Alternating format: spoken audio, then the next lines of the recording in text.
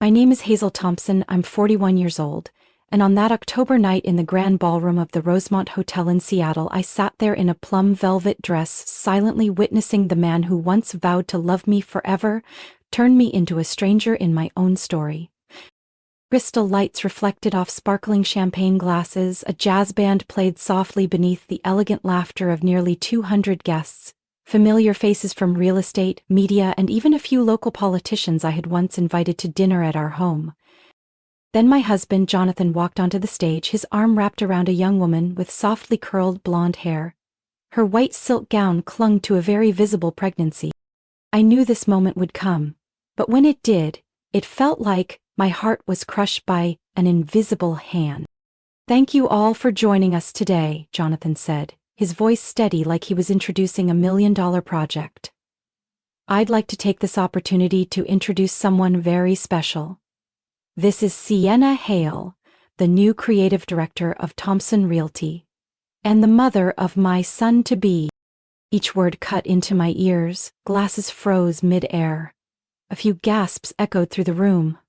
Hundreds of eyes shifted toward me, where I sat not far from the stage, quietly positioned in a wheelchair that Jonathan had thoughtfully asked staff to place out of the way. "She is the future I've always dreamed of," Jonathan concluded, raising his glass of champagne and locking eyes with me. Should I have crumbled? Let the tears fall to secure the role of the heartbroken wife? I chose to smile, a faint smile, the kind only those paying close attention would notice, and feel their spine chill. I had been the co-founder of the firm with my husband, the lead architect, the recipient of the 2016 Green Design Award. But 3 years ago, during a site inspection at the EcoPoint project, the scaffolding collapsed. My spine shattered. And so did a piece of my life. Jonathan played the devoted husband well. He hired private nurses, renovated our penthouse for accessibility, and praised my resilience at fundraising events. He kissed my forehead in public, but behind the scenes I was a silent shadow, a burden. And now, he brought his mistress to the center of a gala I had founded 5 years ago, to declare to the entire industry that he was moving into a new chapter. And me? I was the faint footnote in his life story. Sienna glanced down at her belly, brushing the smooth satin. Jonathan placed his hand over hers, his smile betraying no shame, only pride. I once believed Jonathan was the reward for years I fought alone to rise in a cutthroat architectural world. We met in Portland when I was 25, an intern architect, and he was a real estate agent with a smile that made rain feel like sunshine. Jonathan couldn't sketch, didn't understand ratios or structure, but he knew how to sell a dream. And I was the one who shaped those dreams. With every pen stroke, every curve of every structure, we launched our firm 2 years later, Thompson Whitmore Studio. A name I once believed reflected an equal partnership, but now I understand. The brand only held power as long as I could still stand. Success came like a lightning bolt. In our first year, we won the contract to renovate the Carnegie Library. The next year, our sustainable housing project, Riverview, landed us a feature in Architectural Digest. People called us the power couple of Northwest architecture. I buried myself in models, blueprints, and technical teams. Jonathan walked into meetings, hit play on the presentation, and said, "This is our vision." I didn't mind. I never needed the spotlight. I just wanted to create something that mattered. We planned to start a family after the Evergreen Hills project, then postponed it for a speaking invitation in Berlin. Then again, when we landed the Harmony Point development. I thought we had time. Until the day the 9th floor platform at the Harmony Tower gave way while I was inspecting the beam structure. I don't remember the fall, only the shriek of collapsing steel, the harsh white lights of the operating room, and the doctor's voice saying to Jonathan, "She'll need a wheelchair long term. The spinal damage is severe." During the first 3 weeks in the hospital, Jonathan never left my side. He brought his laptop, signed contracts on Zoom, and smiled softly each time I opened my eyes. I thought, this is what real love looks like. But real love doesn't dim like a motion sensor light. It doesn't vanish when you're no longer able to work 16-hour days. Jonathan hired a team to redesign our penthouse. He installed a small elevator, lowered the countertops, added slip-resistant tiles to the bathroom. On the surface, he was the perfect husband. But inside, something had changed. We used to discuss every window detail in a project. Now, the longest daily conversation we shared was, "Did you take your pills?" I started to feel like a logistics item. A side project, not a partner. Still, I tried to come back. 3 months after the accident, I suggested working remotely on a new project. Jonathan nodded. But soon after, the design team received instructions that I was on extended leave for recovery. "I didn't make that decision," I said when I found out. "I was just thinking of what's best for you, Hazel," he replied, eyes shifting. "You need time." Deep down, I knew I was being edged out of the very empire I helped build. One May morning, I quietly entered the office before anyone arrived. My desk was gone, no drawings, no models, no project files under my name in the system. In the conference room, my nameplate had been replaced. It now read, Sienna Hale, lead designer. At that time, I still didn't know who Sienna was. All I felt was cold, a chill that didn't come from the weather, but from the quiet, decisive withdrawal of the man who once promised to walk beside me for life. I don't know who sent the first message. It came on a Wednesday morning while I was sitting in the small office next to the balcony, trying to finish some sketches for the community project I had taken on myself. The only project that still made me feel like I was truly an architect. The message came from an unknown number, no name saved. Just one line. "Ham didn't just step away from your life, he's building a new one." Attached was a photo, Jonathan, standing in front of a private OB/GYN clinic in Capitol Hill, his hand resting on the back of a visibly pregnant young woman. There was no doubt. It was Sienna Hale. Her belly stretched under a beige cashmere sweater. Jonathan was smiling, a smile I hadn't seen in 2 years. Relaxed, radiant, like that was exactly where he belonged. I felt my knees go cold, even though I was wrapped in a blanket. There were no tears. Just a piercing silence, as if reality itself had cracked open. I didn't say anything to Jonathan that night. When he came home at 8:30, his shoes dust-free, his breath still minty fresh, I simply asked, "How was the meeting with the Korean partners?" He nodded, took off his coat and replied like it had been rehearsed. "Productive? I'll have to fly to Seoul at the end of the month to finalize the deal." But in my mind, the image of him standing next to Sienna, his hand resting on her back like he was guarding a precious life, wouldn't leave.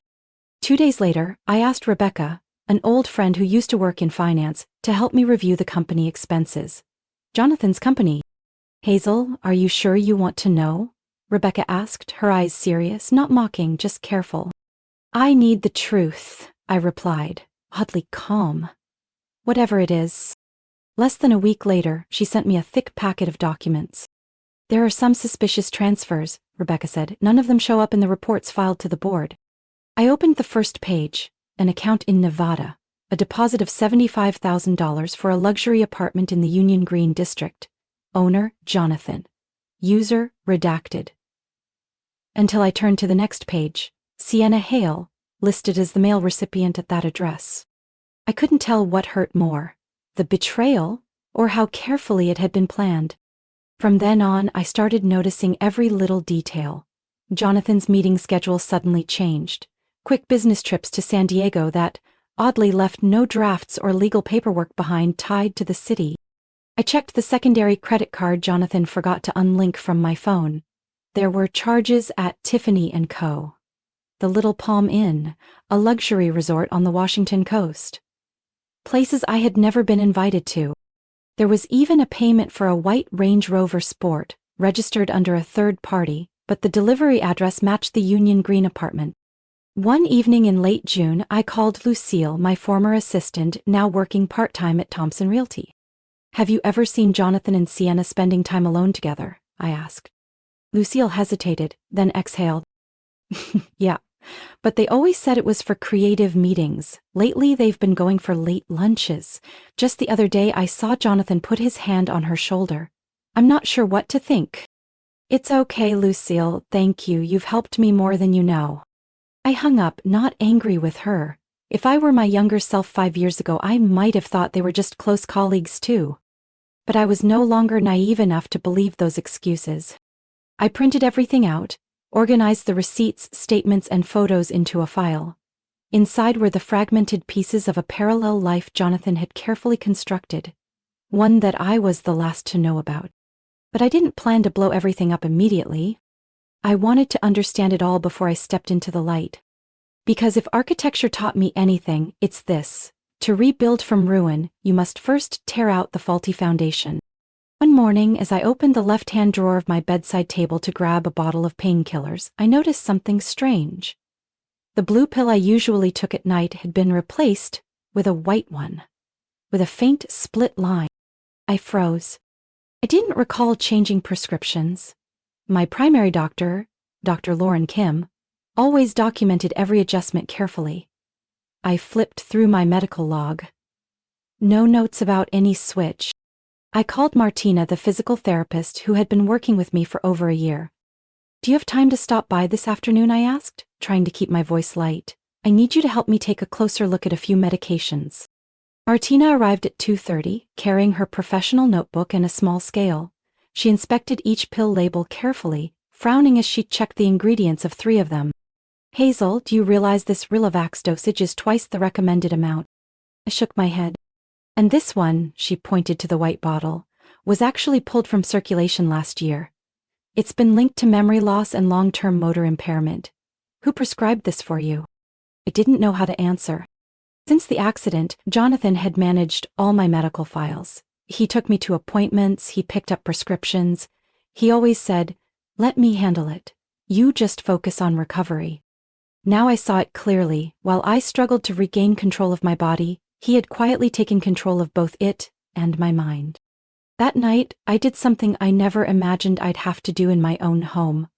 I emptied all my remaining medication onto the table and photographed each pill. Then I sent an email to Dr. Lauren with a direct question. "Is this a treatment plan you ever prescribed for me?" The reply came just a few hours later. "Hazel, I never prescribed 2 of those medications. They're not in any of my records." What had only been a gut feeling started becoming clear. The dazed feeling after dinner. How I'd sleep through the morning even after taking just 1 sleep aid. The moments I couldn't remember what I'd said the day before, and blamed it on aging memory. No, it wasn't aging, it wasn't the aftermath of the accident. It was a plan. I stopped taking the pills, quietly. Instead, I bought identical-looking substitutes from a pharmacy Martina recommended. I poured them into the old bottles, kept the original labels, and arranged everything in order, so nothing would look out of place. Within 10 days, the fog in my head started lifting. My eyes no longer strained after 2 hours of reading blueprints. I could recall every detail from a Zoom meeting with the community design team. I thought maybe that was enough. But one evening I happened to read a text message Jonathan had left open on the tablet in the kitchen. "Just a few more months. The lawyer said the guardianship process needs enough psychological evidence, but I've got almost all of it now. She has no idea." Sent to Gregory Chambers, a legal expert in guardianship law. I sat there frozen. Jonathan hadn't just betrayed me with another woman. He was preparing to seize legal control of my entire life. If he succeeded, he could commit me to a facility, replace my doctor, control my finances, sell the company and the condo, and stamp every decision with a court order. And me? I'd be labeled as someone incapable of self-care. I called Martina the next morning. "I can't prove everything on my own," I said, my voice shaking. "I need an independent doctor. Someone you trust, someone with no ties to Jonathan." She paused, then said, "I'll set you up with Dr. Ethan Walsh. He specializes in cognitive rehabilitation and evaluation. Fair, not afraid of outside pressure." 3 days later, I sat in Dr. Walsh's office, detailing the entire ordeal. I showed him photos of the pills, the prescriptions, Martina's notes. He listened without interrupting, then said only one sentence. "Hazel, in my opinion, this is no longer a medical issue. This is a case for urgent legal intervention." I gripped the armrests of my wheelchair. I had lost the ability to walk because of an accident, but I would not let myself be knocked down again, just because I trusted the wrong person. Starting that week, every morning carried more purpose than any day since the accident. Jonathan thought I was still home sketching idly and reading architecture books to pass the time. The truth was, I had returned to physical therapy with a level of intensity he never imagined. Martina didn't ask many questions, she just looked me in the eyes and said, "If you really want your life back, Hazel, then we go all the way, body and truth." We increased the sessions from 2 to 3 times a week, nearly 2 hours each. Gone were the basic routines. Martina brought me back to weighted resistance exercises, balance training, and standing without support. Was it painful? Absolutely. My body reacted like it was waking from a long, drugged sleep. But each drop of sweat on the floor felt like a piece of myself returning. 1 month in, I could stand on my own for nearly 3 minutes. 10 days later, I took 4 steps, holding on to the wooden handrail Jonathan had once asked to be installed just for show. Under Dr. Walsh's guidance, I documented every part of my recovery. Photos of lab results, videos from therapy sessions, confirmation letters from the independent physician. These would serve as evidence, proof to dismantle the psychological prison Jonathan had built to keep me under control. I knew I needed an ally, someone outside his reach, someone who couldn't be manipulated and trusted me enough to fight beside me. I called Naomi, my younger sister. We hadn't spoken in nearly a year after a meaningless argument about money and work. I once blamed Naomi for not understanding me, but now I knew it was Jonathan who had quietly created that distance. "Hazel?" Naomi's voice trembled as she picked up. "Are you okay?" I paused, not because I was emotional, but because I didn't know where to begin. "I'm okay, but I need you, and you need to know the truth." We met at a small cafe near Fremont. Naomi arrived early, still wearing her faded hoodie, hair tied up, her eyes visibly anxious. I told her everything. Every pill log, every photo of Jonathan with Sienna, even the company expenses I once believed were just operating costs. Naomi didn't interrupt. When I finished, she simply said, "You've been silent too long, Hazel. But now you're awake. And I'm here." Naomi was the one who introduced me to Mason Blake, an attorney who specialized in cases of financial abuse and medical coercion. He was a college friend of Naomi's. And more than anyone, he understood how easily systems can be manipulated to crush a woman, especially one recovering from trauma. "Jonathan is trying to use medical records and unstable behavior to apply for legal guardianship over you?" Mason raised an eyebrow after skimming through the file I brought in. "Not just that," I replied. "He's hiding income, opened private accounts, and signed contracts without my knowledge, even though the company still carries both our names." "Perfect," Mason said, like he'd just spotted a fatal flaw. "Then we're not just pushing back. We're doing it methodically, coldly, legally, and in public." My chest stirred with fire. While Mason prepared the preliminary suit, Naomi and I combed through the accounting files Rebecca had sent, an offshore account in Bermuda, a series of side contracts under the Union Green project, Jonathan's signature only. We uncovered a penthouse under renovation, funded with money pulled from the Green Architecture Initiative, the nonprofit I founded 7 years ago, a fund originally created to improve housing access for people with disabilities. That was the final blow. This wasn't just about marriage or betrayal anymore. Jonathan had twisted my ideals into fuel for his double life. I looked at Naomi and asked slowly, "Do you think, if we expose all of this, he'll survive it?" Naomi gave a dry smile. "No, Hazel. But you will, and this time, you won't be standing alone." Jonathan couldn't hide his excitement when he told me the 10th anniversary gala for Thompson Realty would be held at our own house. "So it's easier for you?" "Not much travel," he smiled. "And it'll be touching for everyone to see we're still together after everything." I traced the grain of the oak table with my fingertips, giving the faintest tilt of my head, just enough to keep him reassured. "Sounds lovely," I replied, voice hazy, like a woman who's long been used to sitting where she's told. Jonathan smiled, satisfied. He had no idea that the moment he left the room, I picked up my phone and sent Naomi a one-word message. Again. 3 weeks before the gala, I entered the final stage of the plan. Martina intensified my training so I could stand on stage for at least 4 uninterrupted minutes. Naomi handled digital security and data backups.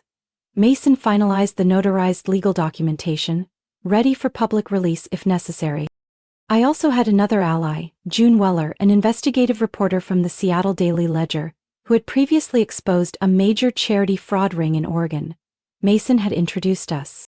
June came to my home on a drizzly morning. After 2 hours reading through the files, she looked up and said, "If this is presented right, it won't just destroy Jonathan's reputation, it could trigger a federal investigation."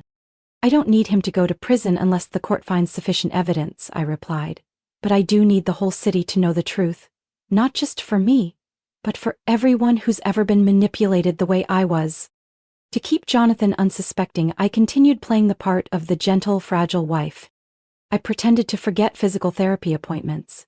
Let him help me into the car, even though I'd been able to stand on my own for over a week. I even let him mix my evening meds, then quietly poured them down the drain when his back was turned. At night, while Jonathan rambled about the next generation vision slides and the big reveal, I nodded with pretend pride. I even suggested using cream-colored flowers to create a more warm and welcoming vibe. He had no idea Naomi had installed a discreet remote control device into the presentation system. With one tap from my palm, the entire Jonathan Vision slideshow would be replaced with the real files from Thompson Realty. Financial transfers, affair emails, and altered medical records. A week before the gala, I chose a deep navy silk taffeta dress, Jonathan's old favorite, the one I wore the first time we won a community design award. When he saw me trying it on, he hesitated. "You sure you want to wear that? It doesn't look very wheelchair-friendly." "Then make sure you seat me somewhere I won't feel out of place." Jonathan's expression softened. He liked it when I didn't push back. He didn't realize that from that very seat, his world was about to collapse. 2 days before the event, June sent me a draft of the article she'd publish if everything went according to plan.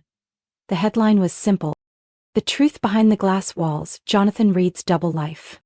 I read to the final paragraph where June wrote, "But the woman didn't fall. She stood, both literally and symbolically, and told the story that everyone needed to hear." I closed the laptop, oddly calm. The night before the gala, I received a package from anonymous sender. A bouquet of white lilies with a handwritten note. "Dear Hazel, I don't know you personally, but you are the reason I found the courage to leave the man who controlled me for 4 years. Do what you need to do. I'll be in the audience, quietly rooting for you." I finished reading and placed a hand over my heart, where it beat steady and slow. Jonathan thought he was leading me into the final act. But he didn't know, I was the one writing the script. That night, the glass house in North Queen Anne glowed warmly under golden lights. Over 100 guests gathered beneath the glass dome I had designed 7 years ago, back when Thompson Realty was still a shared dream between Jonathan and me. I was wheeled into the center of the hall at 8:20, seated near a dimly lit table, just as Jonathan had quietly instructed his assistant. Visible, but not too visible, I'd overheard him say on a call. I wore a dark blue silk dress that gently hugged my slowly recovering frame. My hair was neatly pinned, my lips painted a deep crimson. Guests nodded approvingly. "Hazel looks elegant." But no one noticed the small black remote in my hand hidden beneath the tablecloth. Jonathan stepped up to the podium at 8:30. The microphone buzzed to life just after the clinking of glasses. "Thank you all for being here on such a special occasion. 10 years ago, Hazel and I started this journey with nothing but our bare hands and a bold vision." He looked over at me, smiling like a motivational speaker. "But tonight, I want to announce a new beginning, a new vision for the next decade. And joining me is someone I deeply trust, someone who brings new energy and creativity to Thompson Realty." I saw the spotlight shift to the back of the hall, where Sienna Hale entered, her hand resting gently on her pregnant belly. Whispers rippled through the crowd. Some turned to glance at me, eyes filled with awkward sympathy. Others avoided eye contact altogether. Jonathan stepped off the stage, took Sienna's hand and led her up. "Allow me to introduce our new creative director and the mother of my upcoming child." Polite, hesitant applause followed. A few stiff nods. Sienna looked down, avoiding my gaze, but I remained still, smiling. And I pressed the button. The LED screen behind them, meant to display renderings of the Horizon North project, suddenly flickered. A few guests jumped. Jonathan turned around, slightly flustered. "Seems we're experiencing a minor technical glitch." But the image sharpened. the cover of my medical file stamped in red letters. Dosage altered without physician authorization. The room fell completely silent. Next came a photo comparison of my original prescriptions against the actual pills, followed by a signed statement from Dr. Ethan Walsh. Patient exhibits signs of having been medicated contrary to rehabilitation objectives. I calmly rolled my wheelchair toward the stage. The spotlight followed. All eyes turned to me. Jonathan stepped halfway toward me, trying to steady his voice. Hazel, maybe we should... Sit down, Jonathan, I said evenly. I haven't even started. I looked around the room, voice clear and unwavering. I used to think I was simply the victim of an accident. But I wasn't. I was the target of a plan orchestrated by the man I once trusted most.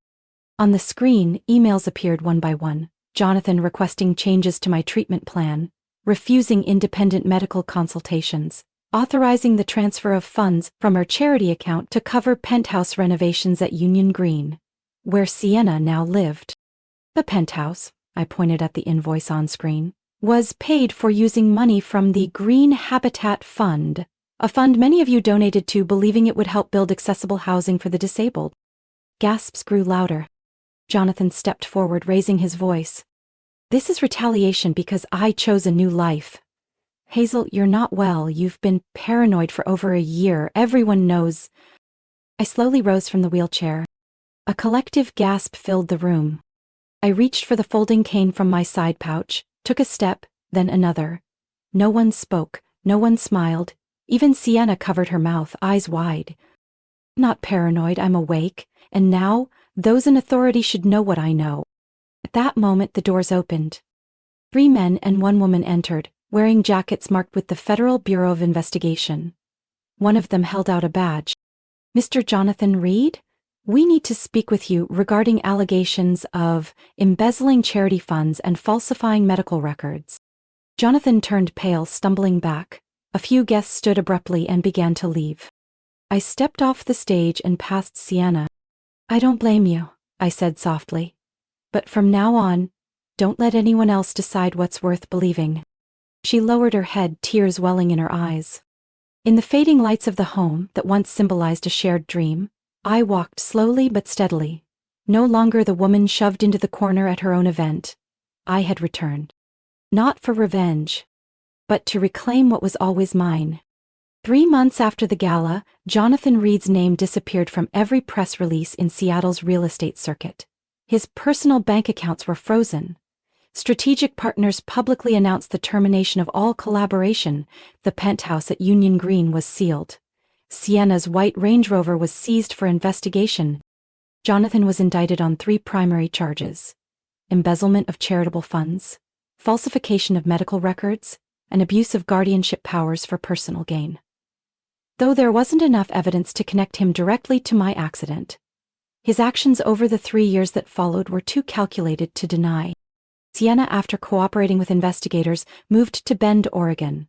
In a brief email she sent me, she wrote, "I lived in a world Jonathan created, and it wasn't until you stepped into the light that I realized I'd never really been awake." I didn't reply, not out of hatred, simply because I no longer saw myself as a victim. I renamed the firm Whitmore Studio, removing all traces of Jonathan. Naomi became co-director, overseeing community strategy and integrated technology. Mason helped restructure the Green Habitat Fund with a fully independent board and absolute transparency. The first project I launched was the Restore House, a rehabilitation center for women with disabilities and survivors of abuse. It was built on the very land Jonathan once planned to turn into a monument of power. We kept the original foundation. We didn't tear it down. I wanted it to stand as a symbol. From the rubble of manipulation, a place for healing could rise. Martina is now the director of rehabilitation there. We still meet weekly in the therapy garden, where my sister and I plant rows of lavender along the glass fence. "You didn't just survive, Hazel," she once said, the day I stood up during the center's first open session. "You made the rest of us believe we could stand too." I visited Jonathan one last time in early spring, when the snow had melted off the rooftops of the federal prison in Tacoma. He looked different. Thinner. Pale. Hair overgrown. there was still a flicker of arrogance in his eyes, but it was dulled by fatigue and confusion. "Thank you for coming," he said, sitting down behind the glass partition. "I know I don't deserve it, but I still hope." "Hope for what?" I asked, my voice light, like I was asking about the weather. Jonathan lowered his head, his fingers interlaced, knuckles white. "Hope you might say you forgive me." I wanted to see clearly the face of a man who once controlled every part of my life, now sitting in a place where he controlled nothing. Forgiveness isn't a gift you get to ask for, Jonathan. It's something I'll decide to give, if and when I feel it serves me. He closed his eyes and gave a faint, bitter smile. I stood up, leaning on my cane. "Goodbye, Jonathan. I hope in time you learn the difference between building an empire and building something that actually matters." I didn't look back. 1 year later, I was invited to speak at the statewide design festival. I stepped onto the stage in a simple cream-colored suit, holding the speech Naomi had so carefully edited. "To me," I began, "architecture isn't just about creating beautiful spaces. It's about shaping places where people feel like they belong, whether they're standing, walking, or sitting." In the audience, I saw Naomi smile. Martina gave a small, knowing nod. And among the guests sat a few women I didn't recognize, women from the Restore House. They knew my story. And now, I was part of theirs. My story isn't just about exposing a betrayer. It's about reclaiming control over a life that once felt lost. I had been trapped, physically, emotionally, in a web of manipulation. But through resolve, courage, and the right people by my side, I stood again, both literally and figuratively. Today I'm not just surviving. I'm living in alignment with my values. And if you're reading this in the middle of your own wreckage, believe this: you can begin again. In your own way. What do you think of Hazel's choice? Do you believe that truth always finds a way to surface? Share your thoughts in the comments, and don't forget to follow the channel for more powerful stories about family and life.